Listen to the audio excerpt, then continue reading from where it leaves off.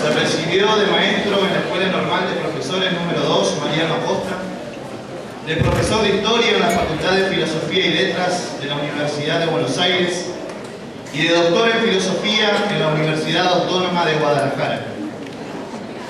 Se desempeñó durante 30 años como investigador del CONICET y desde 1999 es director de la revista Cabildo, principal exponente del nacionalismo católico. También realiza una continua labor como conferencista, publicista, docente y asesor pedagógico.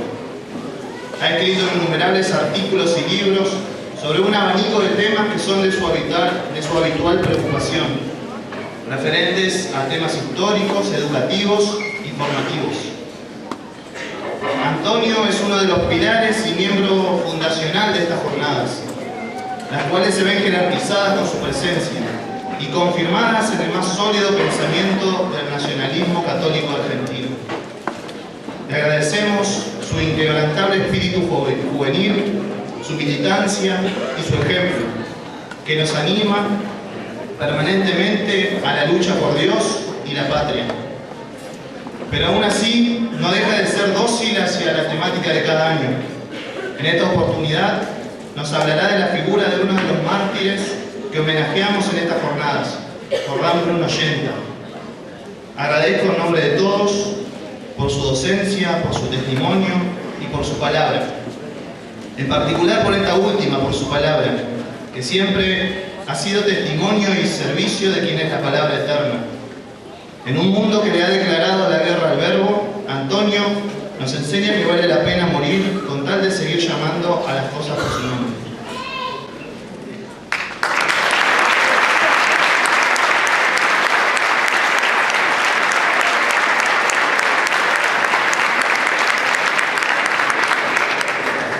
Muchísimas gracias a todos. Buenos días a todos. De múltiples y convergentes modos, Jordán Bruno Yenta conjugó el verbo educar.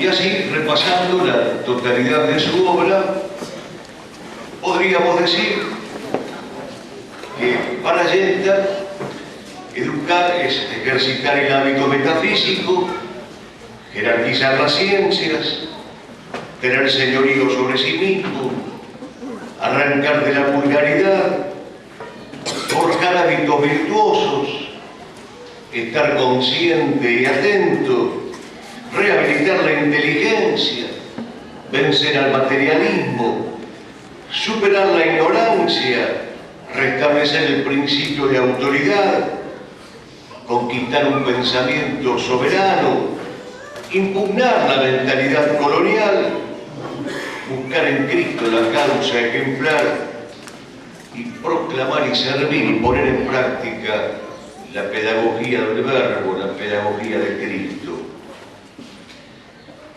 De estos distintos modos de conjugar el verbo educar, hemos elegido algunos para explicarlos y recordarlos, y en la explicación y en el recuerdo rendirle tributo y homenaje al maestro. Educar es ejercitar el hábito metafísico. En el año 1938 publicaba Yenta Los problemas fundamentales de la filosofía.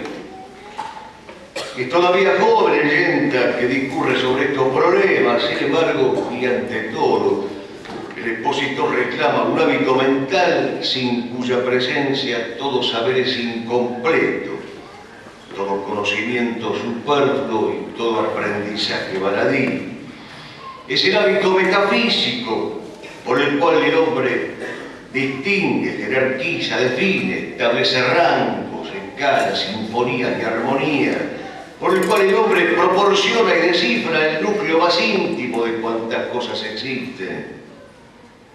Para comprenderlo y valorarlo, Yenta acude a su contraste, el hábito matemático, de pleno y fatídico dominio en los días que corren.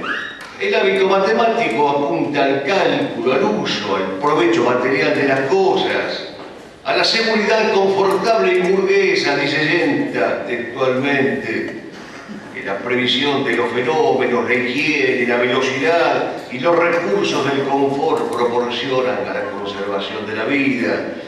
Pero, a modo de estrambote, define este hábito matemático diciendo: ninguna respuesta puede darnos ante los problemas fundantes del sentido de la existencia humana. Es lo que no entiende el doctor Paenza, matemático oficial del régimen recientemente premiado, que acaba de decir que a algunos les da lustre comentar públicamente que ignoran matemática. Lo que no entiende Paenza es lo que nos da lustre a nosotros. No es decir que no entendemos matemática, sino que consideramos que el hábito metafísico es superior y ennoblecedor y preeminente y está por encima de cualquier hábito matemático. Dos ejemplos oportunos los allenta para ilustrarnos sobre este punto. Pero de esos dos ejemplos hay uno que tiene resonancias anticipatorias y mistéricamente premonitorias. Un ejemplo, diríamos, que en su boca alcanza una misteriosa instancia profética. Esta quiebra del hábito metafísico y esta imposición forzada del hábito matemático, dice Yenta, lleva a la negación del sentido del dolor y de la muerte. La muerte del prójimo, la ausencia presente, sentida como angustia, desesperación y abandono irreparables, se quieren disimular en la grosera representación de un simple cambio en la disposición molecular de un compuesto físico. Y agrega: en rigor, toda esa fraseología moderna confunde lo real en su empeño de negar la revelación cristiana, que enseña a asumir el dolor, todo el dolor del hombre, para transfigurarlo, para transformarlo en amor y en esperanza de alegría. Es verdad cuanto acaba de decirnos. O la muerte es descomposición y transformación de organicidades, o es tránsito de lo histórico a lo eterno. O la ausencia es un mero vacío celular arrancado a la materia, o es un dilema espiritual y entonces me rodea como la cuerda la garganta y el mar al que se hunde, según conocida y lograda metáfora borgiana. O la muerte es un trámite en terapia intensiva, o es la novia del legionario que le canta y en las vísperas del combate postremero le dice: hoy iré a tu lado a verte, mi más leal compañera. Para distinciones de esta envergadura presta su gloriosamente inútil servicio el hábito metafísico. Educar entonces es recuperar, ejercitar y cultivar este nobilísimo hábito, y tal exigencia es válida para cualquiera de las instancias escolares que atraviese la persona. Esto supieron entenderlo incluso dos caballos ilustres como Babieca y Rocinante. Por eso Cervantes pone en boca de Babieca, caballo del Cid, la expresión metafísico estáis. Rocinante le contesta: es que no como. Pudieron entenderlo dos caballos, digo, pero no han podido entenderlo los borricos y los asnos que nos gobiernan.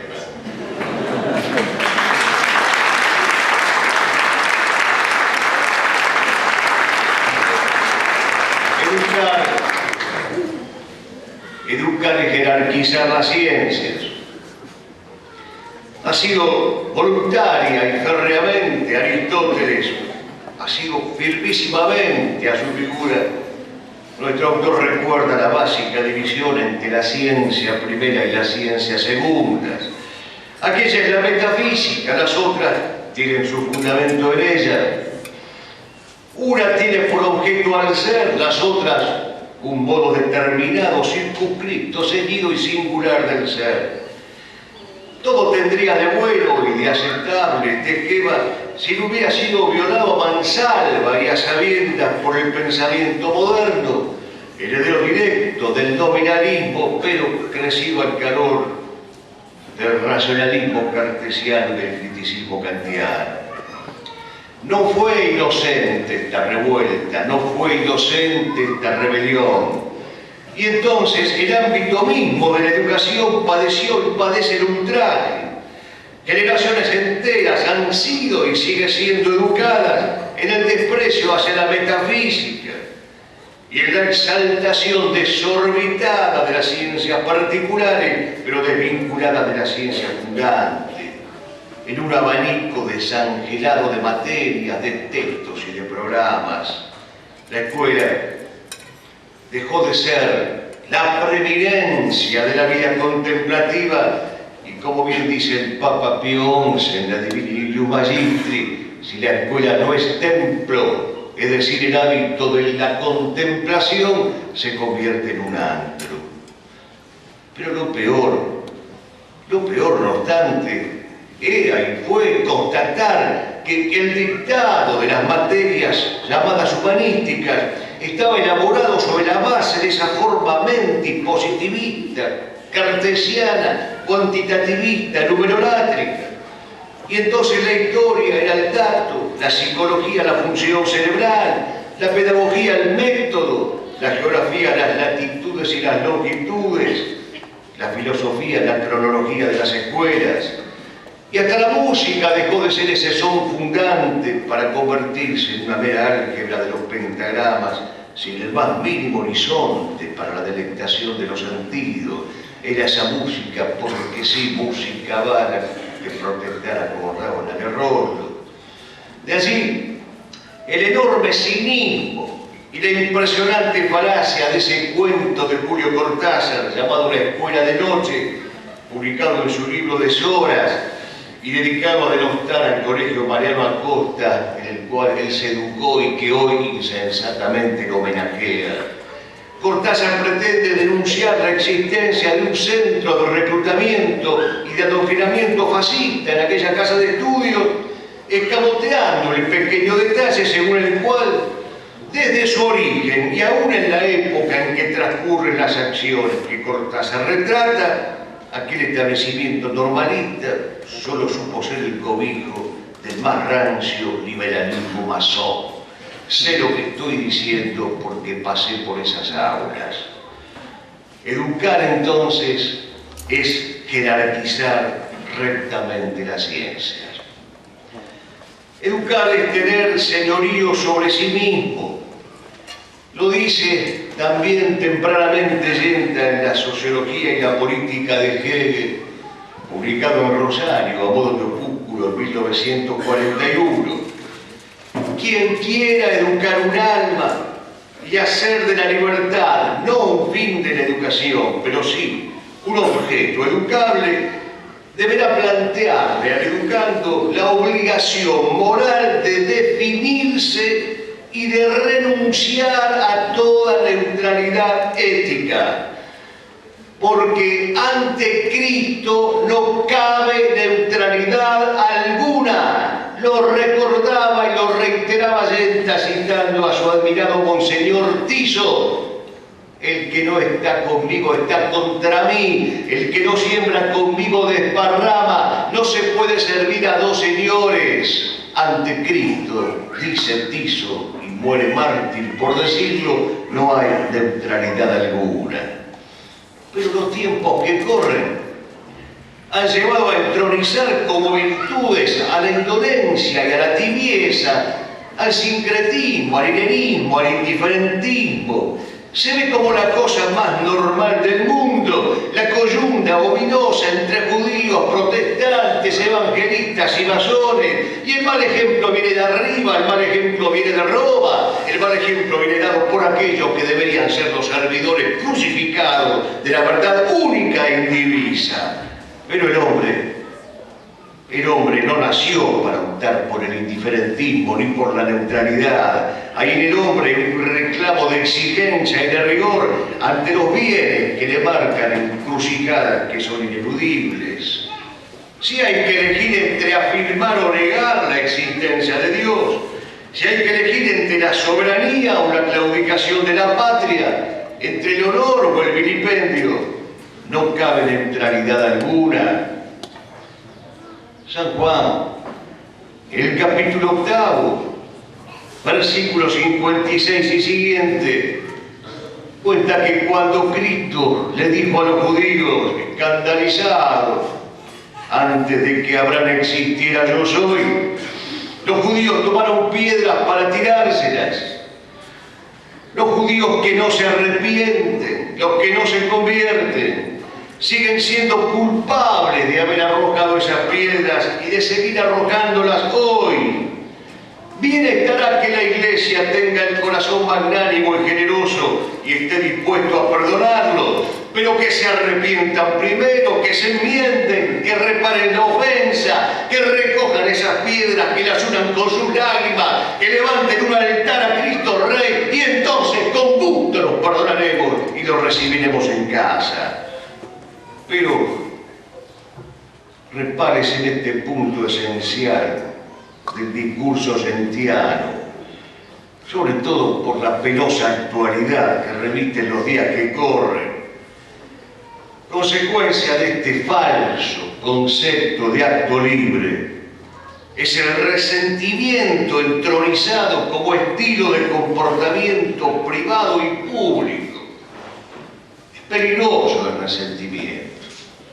Padre Castellani dice que Cristo muere crucificado porque el emperador de aquella época era un terrible y odioso resentido, Tiberio. Y si no quieren ir tan lejos, o qué largo me lo fiáis de Tirso de Molina, hay una zambita nuestra, la resentida. Dicen que no me perdona, la resentida, la resentida. Si el resentido dispone de poder y de poderes, y de poderes políticos múltiples, extenderá su fiebre humilladora y punitiva sobre los mejores exponentes del cuerpo social, pues únicamente en la medida en que pueda cegar las espigas más altas, quedará afianzado en su mísero ser. Y lo que estamos padeciendo y presenciando políticamente, el gobierno de una resentida, crapulosa y estulta, que goza abajándolo todo y corrompiéndolo todo y encarcelando a los guerreros de la patria de las dos guerras justas que tuvo la patria sin que aparezcan las fuerzas armadas su nombre como Estanislao López, que cuando se enteró que Rivadavia iba a poner prisionero al general San Martín le escribió diciéndole: sepa usted que estaré con mi provincia en masa a esperarlo en el desmochado para llevarlo en triunfo hasta la Plaza de la Victoria. No existe siquiera una figura como la de Otto Scorsese, capaz de rescatar al duce en medio de la tormenta y de la turbulencia, todo rendido ante el poder tiránico y despótico de esta resentida homicida, crapulosa y ladrona. Por eso, Yenta siempre tenía a flor de labio aquel poema de Juan Ramón Jiménez para repudiar a los iguales. No querían matar los iguales porque era distinto. Los iguales quieren cegar el árbol, el río, la flor, el pájaro, el monte y el camino. Pero el poema termina diciendo, y este es un programa pedagógico y también es un programa político: altura, olor, largor, frescura, monte, camino, río, pájaro, rosa. Huye a mi corazón distinto, ven a mi ser, mi frente, mi corazón distinto. Es decir, que el hombre se constituye en refugio hospitalario de la jerarquía, del rango, de las distinciones conculcadas por los iguales. Pero este señorío sobre sí mismo, reclama aquel clásico y conocido proverbio senequiano según el cual solo se puede llegar a lo alto venciendo las dificultades. Es el famoso ad astra per aspera, que en mejores tiempos incluso supo ser el lema de alguna unidad militar. Educar es arrancar de la vulgaridad. Pero ¿cuáles son los modos, los consejos y las enseñanzas para alcanzar este objetivo? Para realizar esta personalidad, el hombre, dice Yenta, necesita ante todo de Cristo, el Dios vivo. Este es el primer consejo para arrancarnos de la vulgaridad. La educación, la disciplina, el cuidado de toda la vida conforme al modelo divino, como necesita la caridad, que es la forma más empinada del amor. Sin mí nada podéis hacer. Y esto vale tanto para el orden político como para el orden pedagógico. En segundo lugar, quien quiera arrancar las almas de la vulgaridad distinguirá al hombre excelente del ordinario, del chabacano, del procaz, sabiendo que esa distinción está en la disposición que tenga el hombre a diferenciar entre las creaciones del espíritu que tienen una finalidad inherente y los productos instrumentales que sirven para un determinado uso. La filosofía no tiene el mismo valor que los artefactos, ni el lenguaje el mismo peso que las herramientas, ni el panis angelicus que la comida kosher. Hay un pasaje de Claudel en Religión y Poesía que nos permite entender esta distinción que hacía Yenta. Dice Claudel: de alguna cosa que era simplemente percibida por los sentidos, el hombre superior hace una cierta cosa que la razón puede comprender y que la sensibilidad puede gozar. De una cosa material hace un ser espiritual. Y esto Yenta lo encarnó. Él era capaz de una cosa material hacer una cosa espiritual. A mí, que a Dios me castigó con la condición de abstemio, me llamaba la atención verlo a Yenta tomar vino. Como una copa material de vino podía transformarse en una cosa espiritual, etérea y espirituosa a la vez. In vino verita, dichoso Yenta y dichosos los alegres ebrios de esta casa que pueden transformar una cosa material en un ser espiritual. En esta clase de almas parece haber pensado José María Pemán cuando en su obra de la vida sencilla nos dejó en fidelísimos trazos el retrato de un castellano viejo. Dice Pemán: es la imagen de una raza sobria y fuerte el caballero. No repara si el sol quema ni si es áspero el sendero, que se pierde en la llanura cual si no tuviera fin. Pica el tordo las espuelas, baja el lana del sombrero, y allá va el buen caballero, tan ufano en su rocín, y así hogario como antaño, con altiva indiferencia, ante el curso de los siglos es Castilla la que fue, sin que rompan nuevos tiempos la pacífica existencia de esos viejos castellanos que se dejan por herencia una casa y unos campos, una historia y una fe. Pero por último, dice Yenta, al arrancar de la vulgaridad a las almas, hay algo que ni la mejor ilustración puede suplir, y leo textualmente al maestro: es el verbo del maestro, el pato que es capaz de crear en sus oyentes. El lenguaje que forma la personalidad del niño y del adolescente es el de las palabras poéticas que colman el alma de esencias y de armonías surgidas en el esplendor de la forma sensible. La otra noche, cuando pasaban ese magnífico video, nos fuimos comentando con Jordana Bull: no es que Yenta en ese video hablaba con música de fondo, es que la palabra de Yenta era la música de fondo, y parecía hecha esa palabra para ser el texto de una música sempiterna. Educar es forjar hábitos virtuosos. Debe evitarse la confusión frecuente en el naturalismo moderno entre el hábito y la adaptación. El hábito es propio del hombre, producto de su testimonio y de su libertad. La adaptación, en cambio, al medio físico es común entre todos los seres vivientes. De allí la aberración que comete la pedagogía y la psicología modernas en todas sus variantes y ramas al reducir la inteligencia, nada menos que la inteligencia, nobilísima capacidad de abstracción, de distinción, a una mera adaptación biológica. Siempre será oportuno al respecto recordar aquel pasaje del soneto de Manuel Machado, en el cual, a propósito de la pintura del Greco sobre el caballero de la mano al pecho, dice el poeta: aunque solo de Dios temores sabe, porque el gritando hervor no le apasiona del mundano placer perecedero, en un gesto piadoso y noble y grave, la mano abierta sobre el pecho pone como una disciplina el caballero. Pues bien, esa disciplina de la mano sobre el pecho es la faz instrumental o mecánica del hábito, la habilidad o la adaptación, si se prefiere.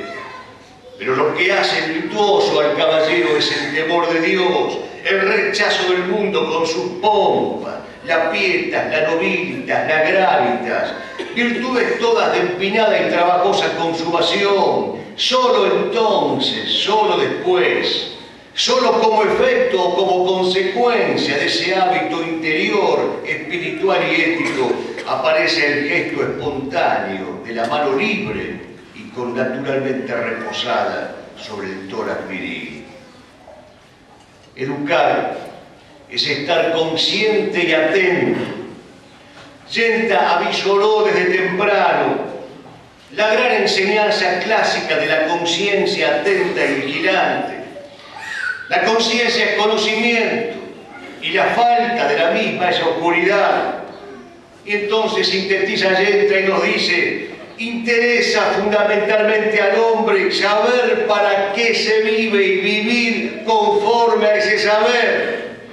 No se trata de vivir y de dejar vivir, sino de saber para qué se vive y vivir conforme a ese saber. No se trata de vivir y de dejar vivir, sino de repetir con Santa Teresa: vivo sin vivir en mí, y tan alta vida espero, que muero porque no muero. Por eso dice San Agustín, comentando la primera carta de San Juan: entra dentro de tu conciencia e interrógala. No prestes atención a lo que florece afuera, sino a la raíz que está en la tierra. Y Dante poéticamente cantará después: oh conciencia digna y pura, cuán amargo tormento te produce una pequeña falta.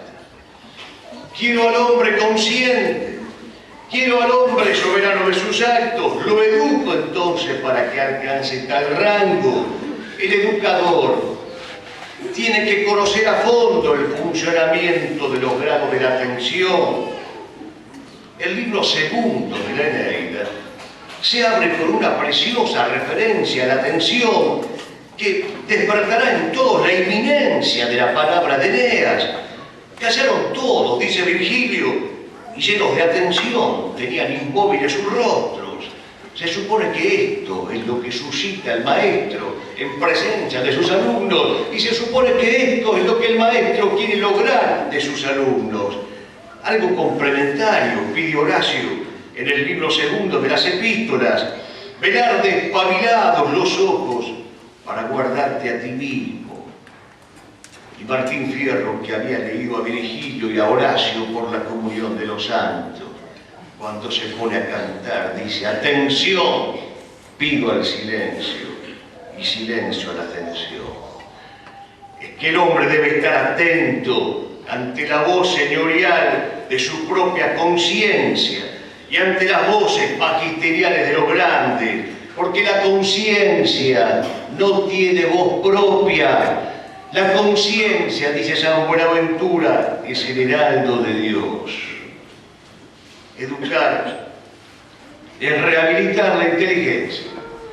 Y bien se pregunta Yenta: ¿cómo se rehabilita una inteligencia? En primer lugar, contando con una genuina universidad para poder formarse. ¿Y cómo es la fisonomía de una genuina universidad? tal vez puedan ayudar a entendernos este difícil concepto, aquellos versos de Núñez de Arce, publicados en su monasterio de piedra. Dice Núñez de Arce: arpa es la creación que en la tranquila inmensidad oscila, con ritmo eterno y cántico sonoro, y no hay murmullo, ni rumor, ni acento, en tierra, mar y viento, que del himno inmortal no forme coro. La universidad semeja a ese universo, metaforizado como un arpa de ritmo eterno que es la sabiduría misma, pero a esa arpa la rodea un coro que en tierra, mar y viento está pronto a preservar la pureza de los sones, en pugna si fuera necesario, con cuanto quieran opacar su sonido. En segundo lugar, una inteligencia se rehabilita si tiene la exacta valoración del acto de saber. El saber es un fin y una perfección del hombre, dice Yenta, la operación propia y la que más necesita para su felicidad.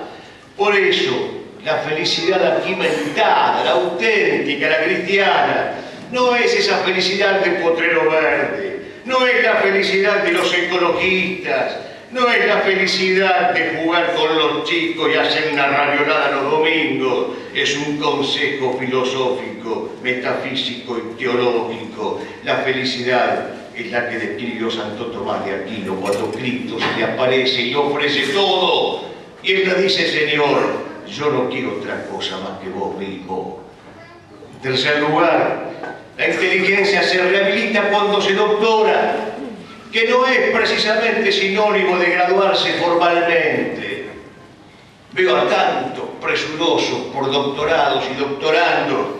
La inteligencia se doctora, dice Yenta, cuando adquiere capacidad de enseñar, que eso significa doctus, participio pasado del docere, o enseñar. El alma doctorada está vestida de fiesta, como decía Gerardo Diego. La inteligencia adopta, que es la que nutre y vive de la contemplación.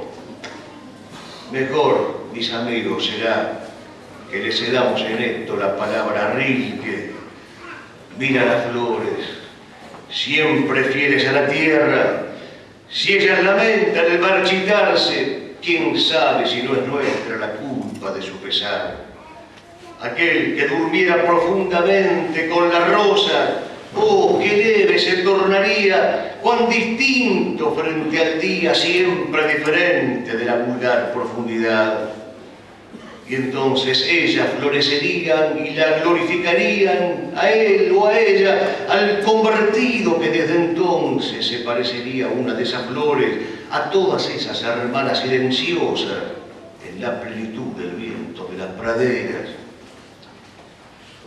La inteligencia rehabilitada, quiere decirlo Rilke, es aquella que no marchita las flores, es aquella que descubre a la rosa y la reconoce y la venera como tal, y al hacerlo es como si el alma pudiera hacerse flor, rosa, sin dejar de ser alma, pero sobre todo es cuando el alma vence el peso ominoso de la vulgaridad y queda libre, libre como la plenitud del viento de las praderas que canta Rilke.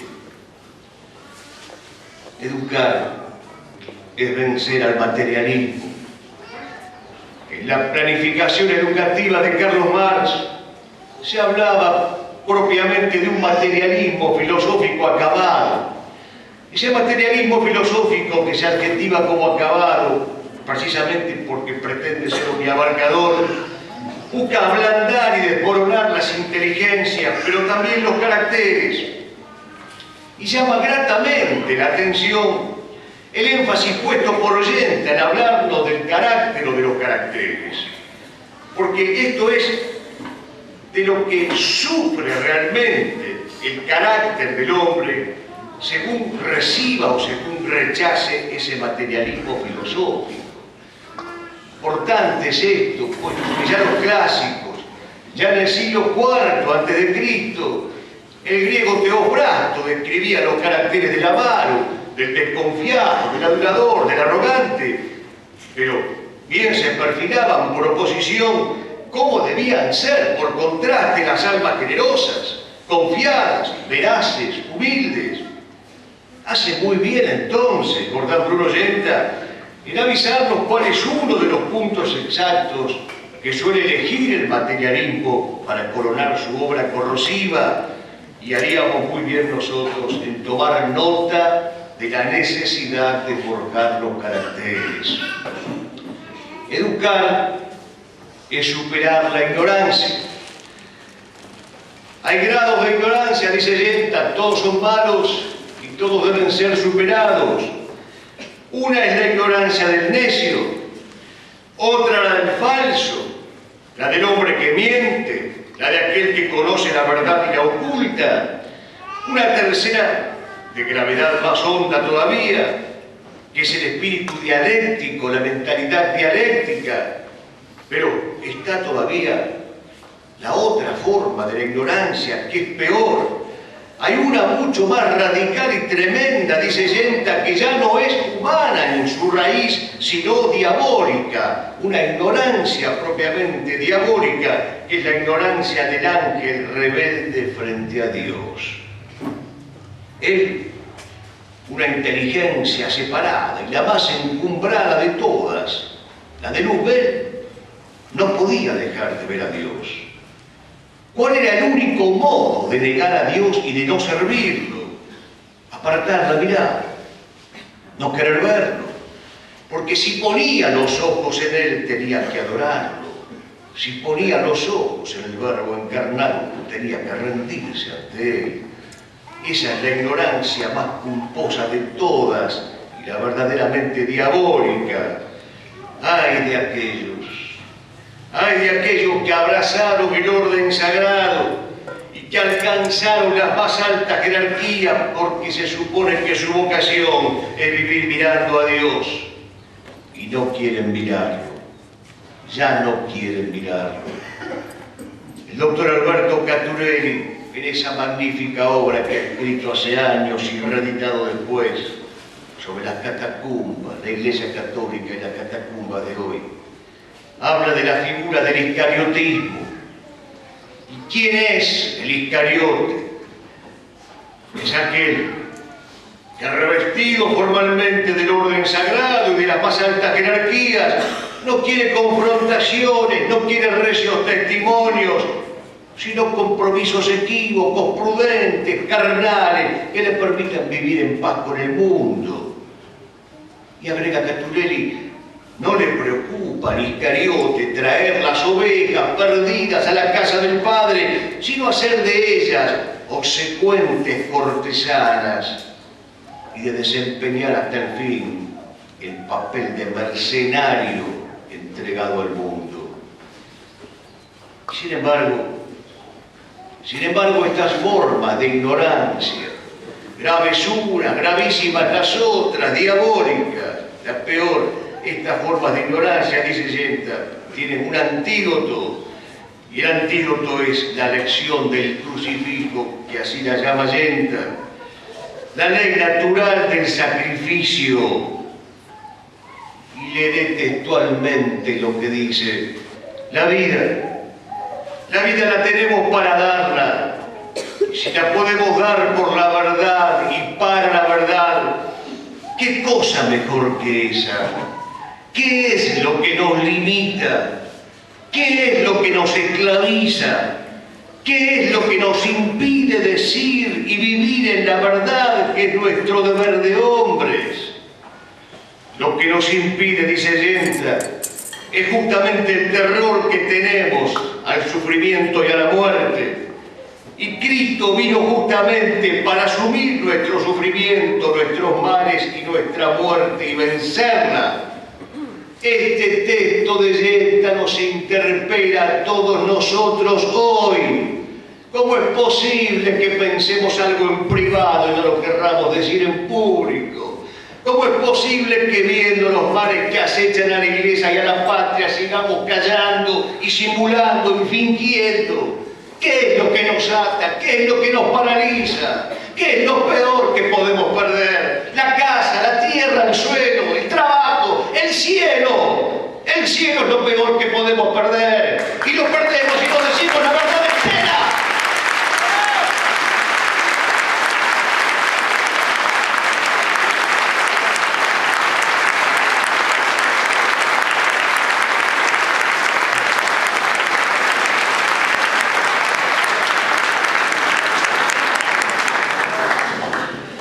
lección del crucifijo nos sacaba de ser dada por alguien que derramó su sangre por defenderlo.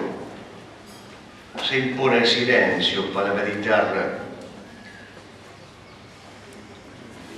Don Marcelino Menéndez y Pelayo, en la historia de los heterodoxos españoles, en el volumen 5, capítulo 9, cuenta el caso de Constantino Ponce, obispo y predicador de Carlos V. Digamos que el hombre tenía su entidad. Pero este hombre decía herejías públicamente, hasta que un día el magnífico caballero Pedro Mejía, 24 de Sevilla, le salió el cruce públicamente y le dijo: vive Dios, que no es esta doctrina buena la que enseñas, ni es esto lo que nos enseñaron nuestros padres. Y cuenta don Marcelino Menéndez y Pelayo que fue justamente esta conducta recia, viril, pública, explícita, la que dio coraje y ánimo al mismísimo San Francisco de Borja. Todos perdieron el miedo y de pronto empezaron a gritarle públicamente al obispo Pelón: heresiarca, heresiarca. Por eso me sorprende, aunque lo acepto, me sorprende que algunos estén preocupados por los modos y por las formas. Hacen bien, y acepto y agradezco la prudencia con la cual nos inculcan que hemos de ser cuidadosos de las formas y de los modos. Pero San Gregorio dice en su regla pastoral: los prelados deben saber que son dignos de tantas muertes cuantos ejemplos de perdición transmiten a los súbditos. Y el Crisóstomo dice: si alguien blasfema, primero corríjale. Si vuelve a blasfemar, corrígelo otra vez. Y si vuelve a blasfemar, golpéale, rómpele los dientes, santifica tu mano con el golpe. San Juan Crisóstomo ha dicho esto, y no algún desaforado suelto. Educar es conquistar un pensamiento soberano. Pensamiento soberano tiene en cuenta la adecuación del intelecto a la realidad, pero como bien recordaba Roque Raúl Aragón, es también la adecuación a la gracia de la cosa. Por eso el pensamiento soberano es también un pensamiento poético, eminentemente antiprosaico y prioritariamente cultural, cordial, contemplativo, poético, no hay otro término para designarlo. La inteligencia así ordenada se conforma no solamente a la cosa externamente considerada, sino a la res. Esto es, como dirían los romanos, a la cosa, a la realidad, pero cargada de sentido y de gracia. Los romanos usaban un término irreemplazable para esto, que es el término decus. Hay un cuento de Borges en el Zair, que forma parte de uno de sus libros, el Aleph, en el cual aparece un personaje femenino llamado Teodelina Villar, que ilustra nítidamente cuanto queremos decir. Teodolina emblematiza la moda siempre pasajera y fugaz, y la costumbre prosaica, y la dependencia a las ultísimas novedades. Dice Borges: las normas de su credo no eran eternas, sino que se plegaban a los azares de París o de Hollywood. La hora y los lugares caducaban casi inmediatamente. Buscaba lo absoluto, pero lo absoluto era para ella lo momentáneo. Ensayaba continua metamorfosis como para huir de sí misma. Parecen quedar descritos en este cuento borgiano un sinfín de educadores, de políticos y de predicadores modernos. Enseñan lo que no saben y saben lo que no merece ser enseñado. ¿Qué cosas sabe la gente de este Albardón?, dice Castellani. ¿Qué cosas sabe la gente? Pero cosas que no son. Educar es buscar en Cristo la causa ejemplar. Marx y Engels gustaban repetir que en el futuro la educación remedaría la fábrica con su sistema de producción. El conocimiento se fraguaría de un modo herramental o instrumental, en las antípodas de tantos desatinos. Yenta dice que quienes eligen la pedagogía del verbo tienen otro camino que tomar. Es posible que este camino también conduzca primeramente a un taller, pero el taller pesebremente vivido, diría Marechal, aquel del que canta el villancico: labora y canta la esposa del carpintero, y el mundo entero sonríe y canta también. Pero de Nazaret, villancico en los labios, nos iremos a Betania, tras los pasos de ese niño que se crió entre virutas y astillas, porque su cátedra estaría al final en un madero. Y allí en Betania, visitando a Marta y a María, asistiríamos a la magnífica lección del primado de la vida contemplativa, cifra y epítome de todo verdadero magisterio cristiano. Decía Horacio en una de sus epístolas: el vaso conservará por largo tiempo el aroma de la primera sustancia que contuvo. Y agrega: los fuertes son engendrados por hombres fuertes y buenos. Amigos, maestros, padres, si nos toca ser la primera sustancia que impregne ese vaso, les pido por favor que no nos olvidemos que su fragancia resultará indeleble. Y en ese caso, como dice el mismo Horacio, es mejor que la sustancia sea fuerte y buena y no enclenque, mentirosa y malsana. La sustancia por antonomasia que debe colmar el vaso de la infancia y de la juventud. La sustancia por antonomasia es Cristo. Cristo con su olor a rey y con su olor a cordero, sin dejar de ser rey. Educar, poner en práctica la pedagogía del verbo, en el que fuera considerado el libro de cabecera y manual de formación completa y segura para tantísimas generaciones de civiles y de militares. Nos referimos obviamente a guerra contrarrevolucionaria. El maestro Ollenta sintetiza y redondea su cosmovisión pedagógica, que culmina con el pedido perentorio de la pedagogía del verbo. Culmina Ollenta su recorrido educativo y pedagógico, y nosotros con él diciendo: tan solo en Cristo se puede educar el cuerpo para el alma y el alma para Dios y el prójimo. Cristo es el único y verdadero maestro. Su magisterio radica en que es principio y fin, y nos habla porque es el verbo. ¿Qué es entonces el magisterio humano?, se pregunta Ollenta, y se contesta taxativa y categóricamente: es imitación de Cristo, pedagogía del verbo. Hasta aquí, mis queridos amigos, la semblanza de la pedagogía de Jordán Bruno Ollenta, a la que el padre Castellani llamó el pedagogo de los juremos con gloria a morir, y sobre el cual, bajo ese mismo título, el amigo Edmundo Gelonte escribió un magnífico ensayo hace ya unos años.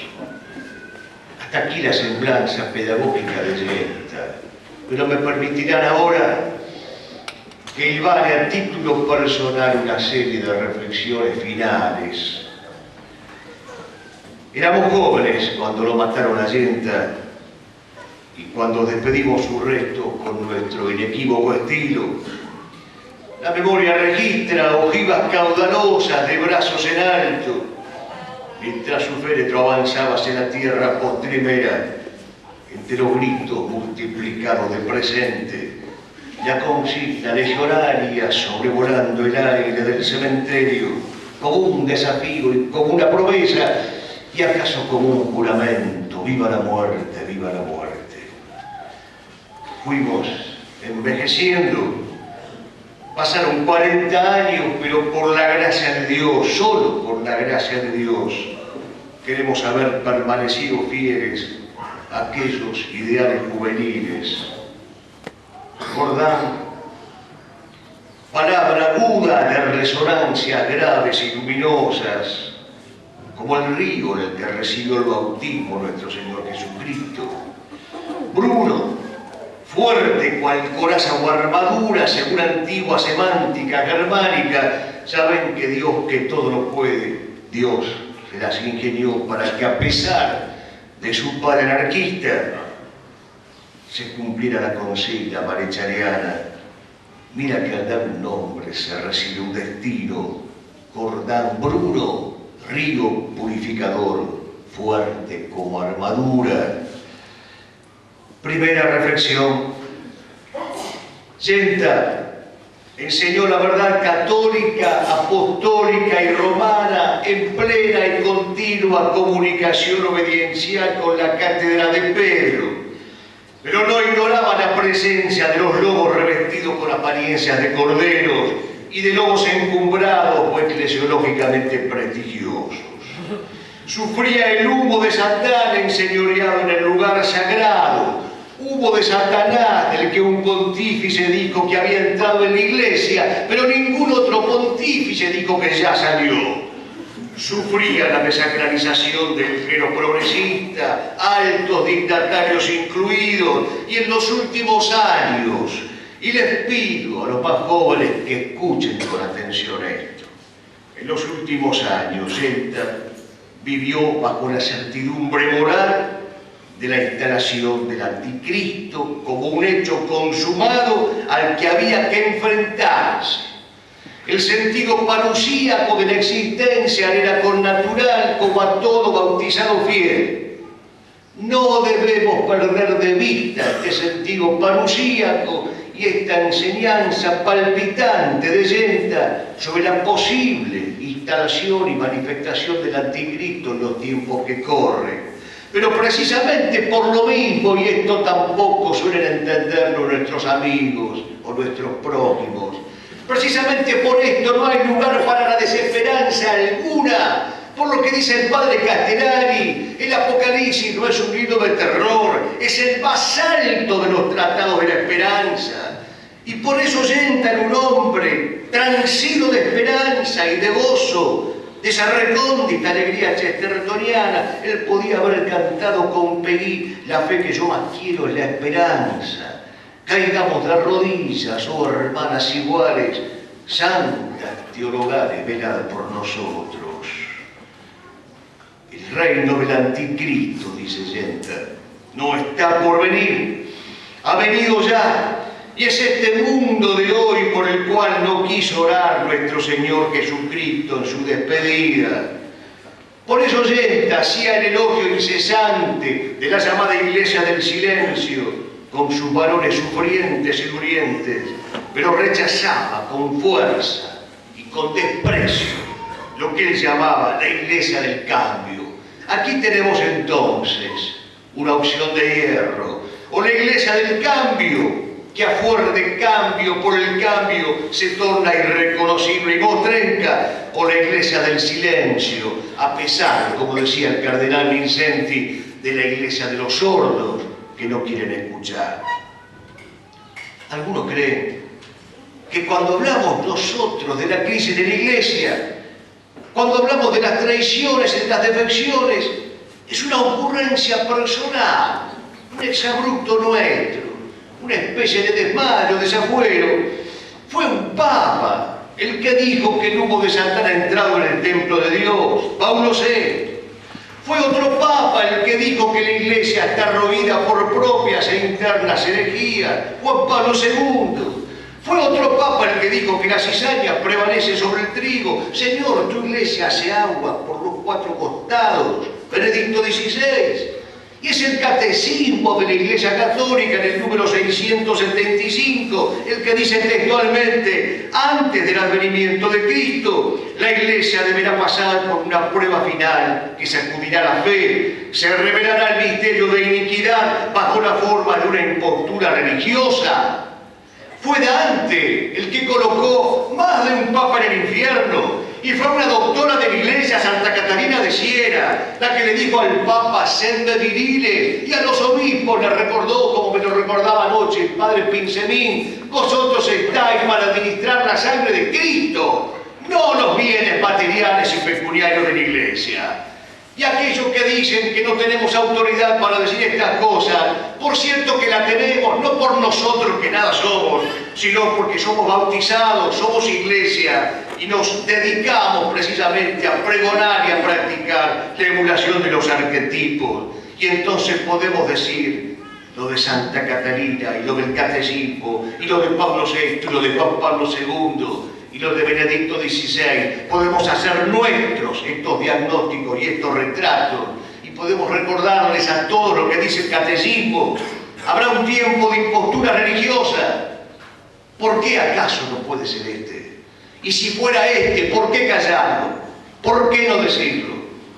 ¿En dónde ese temor? ¿En dónde ese gesto inhibitorio y paralizante? Jamás lo entenderé, les confieso, porque veo que el gran dilema de algunos es cómo hacer para no decir estas cosas en público. El gran dilema mío es cómo, si no las digo en público, alcanzo la salvación. ¿Cómo hacer para callar en público estas cosas? Segunda reflexión. Genta no aprobó jamás los procedimientos castrenses, irregulares y clandestinos para combatir al marxismo. Clamaba por la guerra justa, limpia, frontal, varonilmente librada, la guerra contrarrevolucionaria de la que fue su más esclarecido doctrinario. Genta era lugoniano, no procesista. Distinguía entre el testigo y el verdugo, entre el partisano y el guerrero, entre el soldado patrio y el guerrillero apátrida. Nunca se le hubiera ocurrido homologarlos en un sincretismo contrario a la justicia. Pero alejado estaba también, muy alejado por supuesto, de la incapacidad de perdonar a los genuinamente arrepentidos. Los conversos tienen al respecto una especial sensibilidad y Genta era un extraordinario converso. A veces se confunden los conceptos y hay que aclararlo. Guerra fratricida, lo admito, con Rómulo Carmi, entre otros, fuera de nuestra independencia, porque al fin de cuentas eran los contendientes todos hijos de España. Guerra fratricida y dolorosa, si se quiere, la de nuestra pugna entre los ponchos celestes y los vinchas punzó. Pero la invasión planificada del marxismo internacional contra la Argentina, con la anuencia de una clase nativa al servicio del aparato subversivo mundial y de la revolución mundial anticristiana, no fue ni es contienda de hermanos.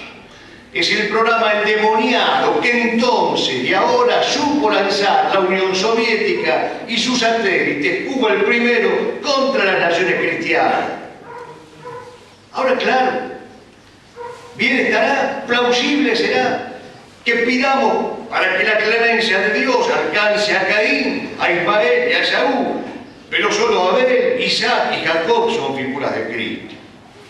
Bien estará que la muerte nos llegue a todos y en la ceniza nos iguales, instándonos por eso a la misericordia y deponiendo rencores torvos, nada de resentimientos en nuestras filas. Pero uno es el polvo enamorado, que decía Quevedo, y otro el destino de los que tendrán que abandonar toda esperanza cuando les llegue su juicio. De uno seguirán cantando los versos de Agustín de Foxá: para la muerte, hermano, te vestirás de fiesta, conforme al filadero de tu raza. De los caínes se apiade el Dios de los ejércitos, y nosotros no le dejemos de rezar.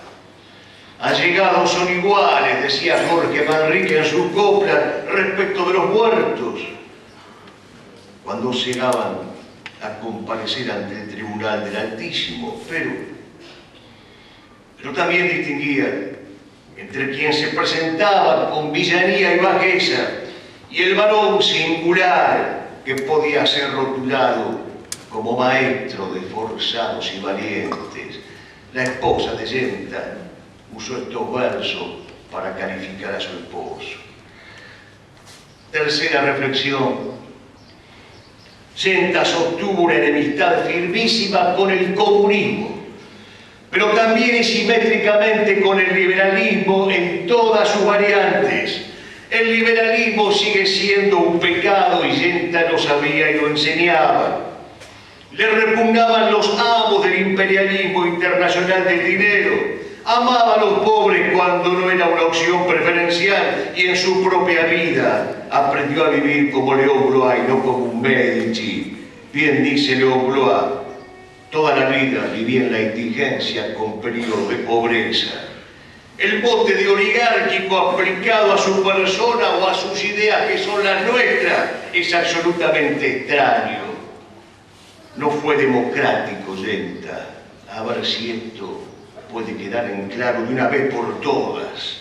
Y repudió desde perspectivas múltiples e insistentes y reiteradas la impostura del sufragio universal al que llamó con Pío IX. Mentira universal. Repudió el negocio inmoral de la partidocracia a la que jamás perteneció y a la que jamás instó a participar para no ser funcional y servir a este sistema funestísimo y a este régimen oprobioso que merece no la participación sino la extinción. Yenta admiraba a los grandes monarcas santos, a los varones jerárquicos, instauradores de gobiernos fuertes, a los jefes aristocráticos, a los caudillos de la patria y de Occidente, y hasta respetaba cristianísimamente a los grandes conductores nacionales a quienes aplastó la conjura judeo-masónica bolchevique de 1945. Yenta sabía lo que dice Strauss: la historia es una aristocracia. Ella no ratifica ni los plebiscitos ni las aclamaciones de las multitudes. Ella tiene desdén por el mero éxito y un alto respeto por los gloriosos vencidos. Se le conocen elogios a Benito Mussolini y a Francisco Franco, a Oliveira Salazar y a José Antonio Primo de Rivera, a los zares de la antigua Rusia y a Monseñor Tiso y a León de Grey y hasta el ejército alemán de carne y hueso, no el de Hollywood, que bien decía el mundo, al que le tocó batirse heroicamente contra el bolchevismo, más allá de los errores legítimamente condenados por la Santa Madre Iglesia, errores inaceptables que tuvo el nacionalsocialismo. La realeza social de Jesucristo era su opción política. El omnia instaurar en Cristo era su lema y su norte, su divisa flameante e izada bien al tope. Parafraseando al cardenal Pi, Yenta pareció decirnos: ya se ha aprobado el manifiesto comunista, probemos el sermón de la montaña. No misturaba los contrarios, así como evitaba mezclar el agua como el vino. De Saint-Exupéry es aquella frase tan gentiana: amo el agua pura porque es fresca y amo el vino puro porque es fresco, pero hago de la mezcla un brebaje para castrados. Como en la arenga de Enrique V en vísperas de San Crispín, Yenta tenía el presentimiento de que su nombre sería recordado entre vasos rebosantes. Sé que no faltan candidatos para estos vasos rebosantes, pero quiero decir algo que me parece misterioso.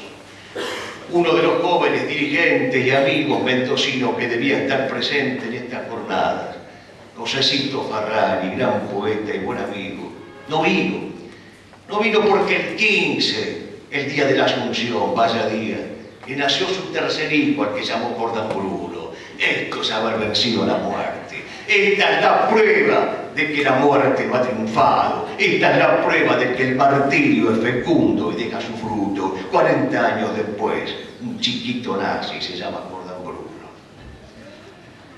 Yenta se atrevió a decir lo que otros callaban y aún callan: que hay una culpabilidad judeo-masónica tras el drama de la Argentina, tras la derrota de la civilización cristiana y tras el estrépito que sacude a la esposa del Señor. Ni el pulso ni la voz temblaron en su cuerpo cada vez que fue necesario opugnar contra la sinagoga de Satanás, a la que así llamó sinagoga de Satanás.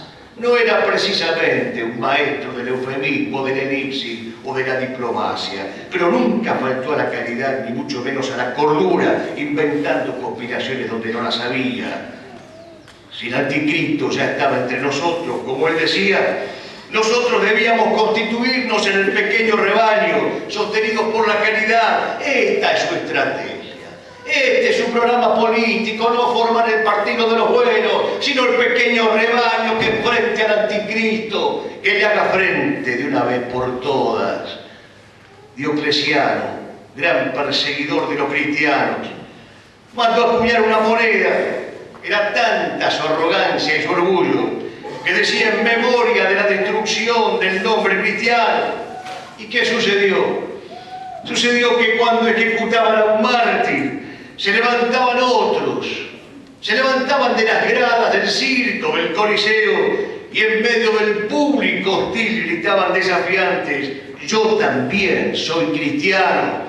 Que se levanten también hoy de estas gradas, que se levanten también hoy de estos asientos los jóvenes y la familia, desafiando a los dioclecianos modernos y repitiendo con fuerza: yo también soy cristiano. Cuando los falsos pastores quieran empujar al destierro a uno de los nuestros, que le contestemos como el Cid al mal rey en Santa Gadea de Burgos: tú me destierras por uno, yo me destierro por cuatro. Y cuando alguno de esos malos pastores quiera excomulgarnos, que le contestemos como Coriolano al Senado putrefacto de la Roma de su época: estáis confundidos, le dijo Coriolano. Yo os destierro a vosotros. Roma se viene conmigo, Roma queda conmigo. Están los pliegues de mis cicatrices, jamás exhibidas impúdicamente para conseguir un voto popular. Roma se viene conmigo. Yo os destierro, yo os excomulgo, yo os dejo de lado. Roma está conmigo, la Roma eterna, la impenetrable Roma, la amada Roma. Cuarta reflexión. Genta señaló la naturaleza crapulosa del peronismo. Ya fuesen peronistas, bolcheviques o mencheviques, que da lo mismo. Las aguas de la revolución, dice Genta, son siempre turbias y se estrellan contra el mismo y malsano dique. Y una por una marcó a fuego las carayanas múltiples de Perón, artífice de la subversión, conectador de sus primeros crímenes y propugnador hasta el final del mundialismo masónico, previo paso por el continentalismo y el socialismo nacional, como repitió hasta el hartazgo. El mito de la expulsión de la Plaza de Mayo de los montoneros no pasó jamás por su magín y por quienes vivimos aquella época, porque Perón, después de ese presunto acto de expulsión, que no fue tal porque se fueron solos, hizo 2 actos más con la anuencia de los montoneros. Murió carteándose cortésmente con Mao, Castro, Dorticó y Allende. Y los jefes montoneros hicieron la vez de la victoria ante su féretro. Extraño caso de unos echados que le rinden honores al echador y le prometen proseguir la lucha.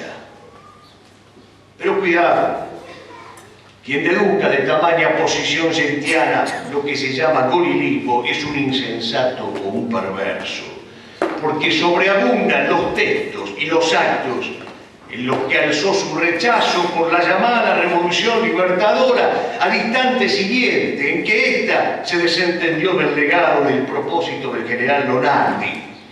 Los homicidios rencorosos del 56 hallaron en él su firme repulsa, precisamente porque repudiaba el resentimiento. Genta expresó su repudio por la falsa línea histórica San Martín, Rosas, Perón, pero también por el mayo cacerismo. Sus arquetipos no eran los incendiarios de Iglesia, pero tampoco los fusiladores de José León Suárez, sino los herederos del estirpe del Cid. Una memoria completa no basta para saberlo, es necesario una memoria veraz. Genta batalló por la Civitas Dei y cayó en su defensa heroicamente. No fue la víctima accidental de una refriega terrorista. Fue un combatiente valeroso abatido a mansalva por el enemigo. Su condición de víctima solo puede señalarse en el más profundo sentido teológico de la palabra.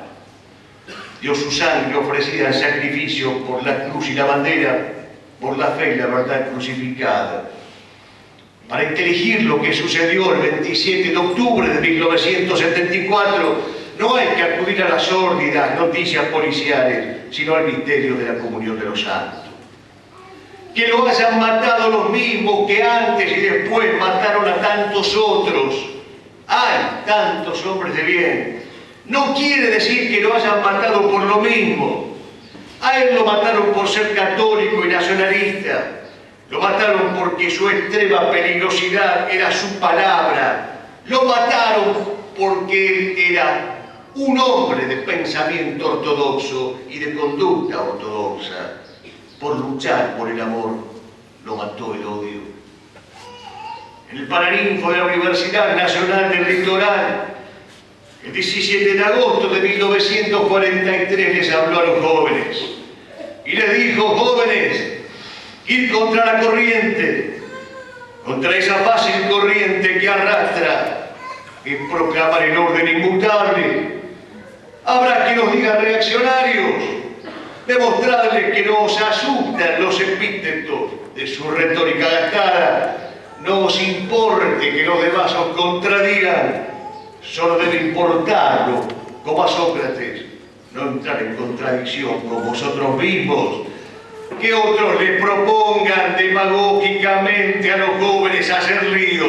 Nosotros les decimos taxativamente: no hagan lío, proclamen el orden, restauren el orden, sean testigos del orden, porque sean testigos del supremo ordenador que es Dios. Solo palabras limpias, solo verdades recias, solo pozos profundos y cumbres sin fronteras. Canción bellísima de la cruzada que tanto nos alienta en nuestros días. Los colores del alba, la voz de los poetas y el amor de los hombres, que es la luz de la tierra. La patria como un canto de trabajo y de fiesta. La vieja fe que alumbra, mirada siempre nueva. Y toda la esperanza y toda la impaciencia que alza sobre los campos, joven, la primavera. Quinta reflexión. En vida sentíamos por este hombre una admiración creciente. Y cuando lo vimos muerto, esa admiración se volvió inmensa. ¿Cómo era posible no sentirla de un hombre que había predicado con insistencia que filosofar era aprender a morir y que al final moría así, del modo más evidente, con las palmas de martirio? Ahora, después de 40 años, son muchos más quienes se acercan a su vida y su obra. Por los frutos los conoceréis. Si el grano de trigo no cae en el surco y muere, no da fruto. Por eso, nosotros estamos obligados a decir la verdad. Y por eso nosotros queremos que todos sean capaces de decir la verdad oportuna y inoportunamente.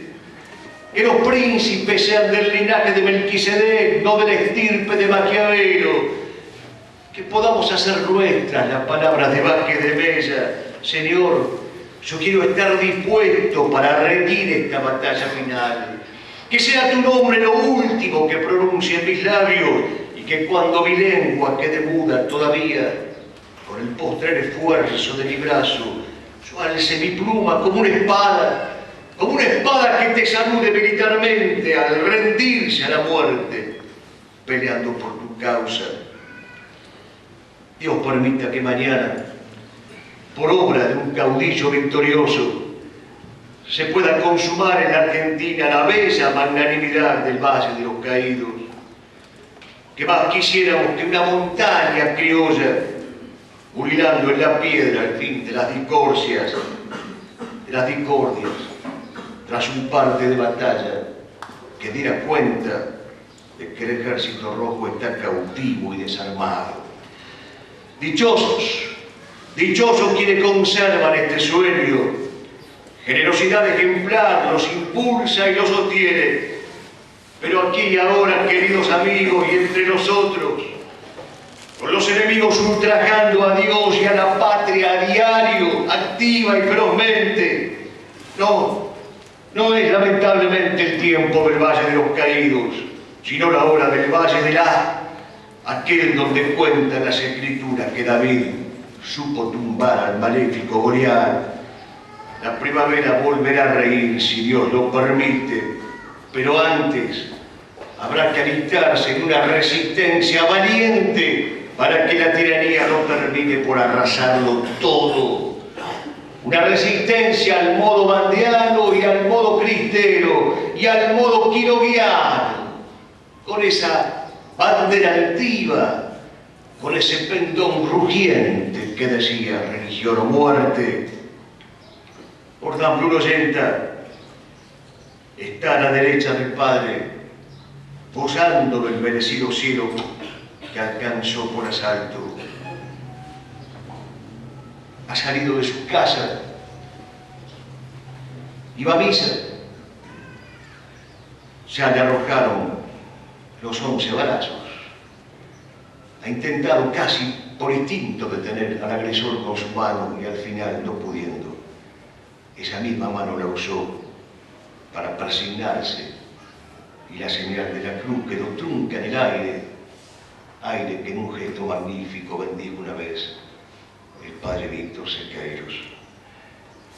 Agoniza Yenta y mientras el alma se despide de su cuerpo, lo imaginamos rezando esta oración.